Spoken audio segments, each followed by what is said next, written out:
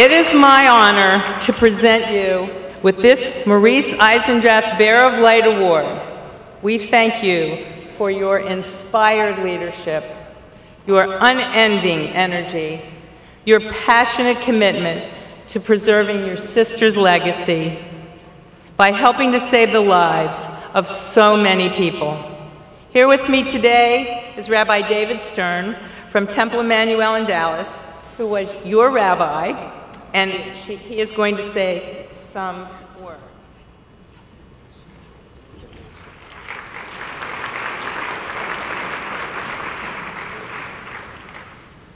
Nancy, you are a Jewish citizen of the world, comfortable in the hallways of the White House, in our embassy in Hungary where you served with such distinction, in front of the open ark on the bima at Temple Emmanuel. In all of those places you stand as the daughter of your parents, as the bearer of the legacy and the promise you made to your sister Susie, as a mom, and as a Jew whose roots continue to blossom in the most powerful blessings of healing and hope for women and men all over the world. For standing in all of those places you stand, we honor you. For standing in the midst of this great assembly, we celebrate you, and we offer you the deepest thanks of our hearts for all that you do. Mazel tov.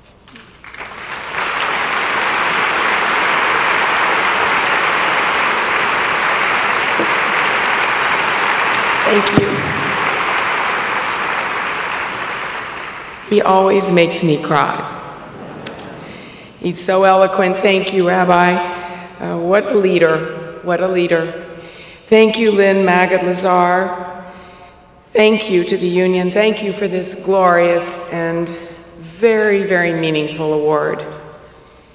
Honestly, the honor means so much to me, and I'm very privileged to have received some lovely honors and designations. But this one really means a lot to me because it's so connected to my faith. And I'm feel so enriched to be here today with all of you. And my heart is very full. Actually, the last time that I stood at such a meaningful event with so many people and a feeling of kinship was in 2008 when President Bush did his groundbreaking address to the Knesset. And because he knew how I felt, he allowed me to sit behind him as he gave the address. And I was so honored. And afterwards, of course, the first thing I did was run to the phone and call my mother. Mom, did you see the president address the Knesset? Yes. Mom, it was historic. Did you see it? Yes, I saw it. Well, did you see me sitting right behind him? Yes, I saw that too. Okay, what's wrong? I didn't like your hair.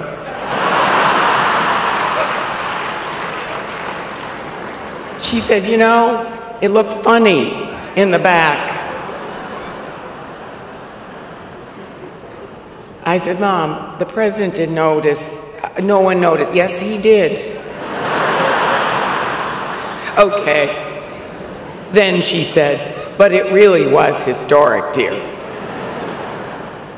That's my mom.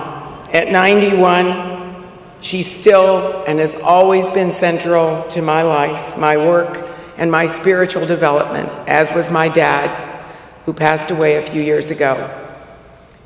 In fact, my earliest memory is my mom taking Sister Susie and me every Saturday morning to volunteer, to do yet another one of her mitzvahs somewhere, and teaching us the essence of Tikkun Olam, our responsibility to fix what's wrong in the world. On Sundays, we'd go to our temple in Peoria, Illinois, and which was actually space we rented from the Baptist church. And through that, I learned to appreciate other people's faith, backgrounds, and the heart of our congregation did not lie in buildings, but it rested in our community that occupied it. And one of my most vivid memories was our Sunday school class. Every week, we passed around a small bank to make our offering, and it had a little light, and when you put your quarter or your nickel or your dime in, the light would go off. And it taught us that even our humble donations could light up the world, and it's a simple lesson, but one that stayed with me my entire life. When I see the bearers of the previous recipients of the Bearer of Light Award, I'm honored to be in such esteemed company, and I'm humbled to have my name connected to that of Rabbi Eisendrath. But I'm also grateful to have our work at Susan G. Komen thought of as light. Our religion is imbued with the symbolism and importance of life. From the very earliest section of the Torah, we read that God created light and determined it was good. It was a pillar of flame that helped guide our people out of slavery. And at the same time, we prepare to light our menorah and remember the importance of family and tradition very soon. These examples remind us of our purpose to bring light to the darkest places, and it is what has motivated me for the last 34 years. 3 decades ago was a dark time for anyone living with breast cancer. There was no information, few options, and little hope. The words breast couldn't even be said on television or in most print sections of newspapers and magazines. There were no 1-800 numbers, there were no cell phones, there was no internet. There was no way for people to talk about this disease.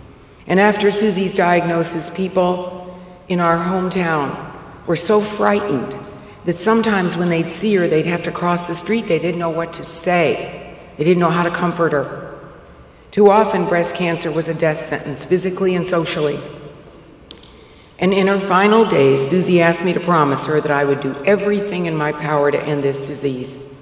And this promise became the light that has guided our organization ever since. So we have shined a light into communities. We have more than 120 community affiliates throughout the world. Last year, these affiliates spent over $100 million on programs to educate women and families about access to care. And we've shined light into research. Outside of the federal government, Susan G. Komen is the largest funder now of breast cancer in research, education, advocacy, and global health. We have now raised and funded over $2 billion worth of work. Thank you. This has led to profound discoveries, including greater knowledge of the genetic mutations, the BRCA gene. We were one of the first funders of that.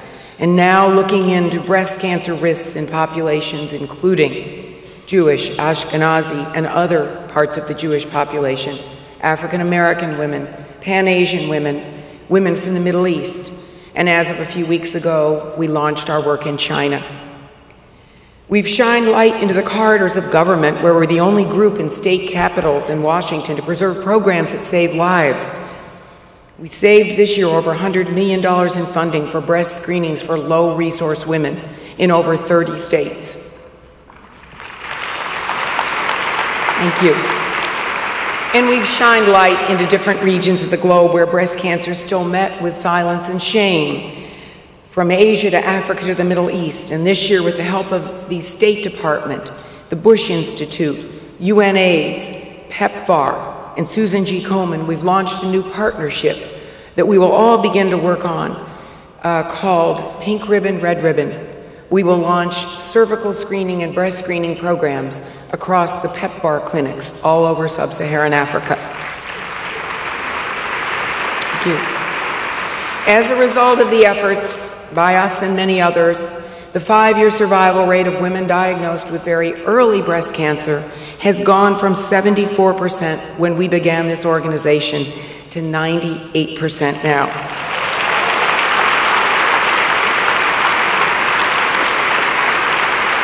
Thank you. But this isn't the whole story, as so many of you know. we see much more darkness that needs to be overcome. And the demands and need for our help grow. Even as resources continue to shrink, we are asked to do more, and we are meeting the challenge. To me, Reform Judaism is taking the lessons and wisdom of our history and employing them to shape our future. And that's what we try to do at Susan G. Komen for the Cure. We know the value of early detection, screening, and treatment, so we take these lessons and employ them to new places.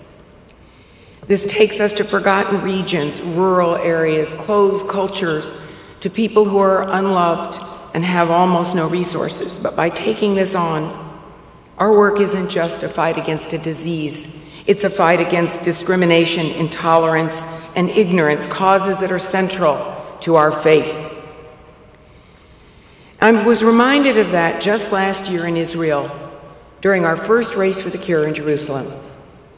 Again, we were met with so many comments that we had been met with all along our history, especially even here in America 30 years ago. It can't be done. You just probably can't do a Race for the Cure in Israel. Well, we did. We had 7,000 people walking and running together. Jews from all the Jewish communities, Muslims, Christians. The mayor of Jerusalem told me it was the only event he could remember in the city that not only brought unity, it brought unity without dissension. And as we lit the walls of the old city pink, it was an amazing experience. And we're excited to be invited back for the next Jerusalem Race for the Cure, May 3rd, and we invite all of you to come. Please come. Well, after the first race, I heard one participant who told me afterwards that something had happened to her that had never happened before, and I paused for a moment and I thought, I hope this is a good story. She said, you know, Nancy, I've lived in Jerusalem all my life, and today something very new happened. And I said, what was that?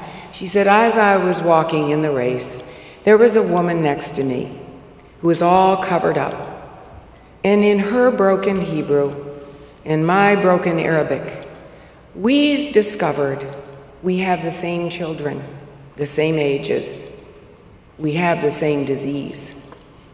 And by the end of the race, we became friends. She said, I never met an Arab woman before.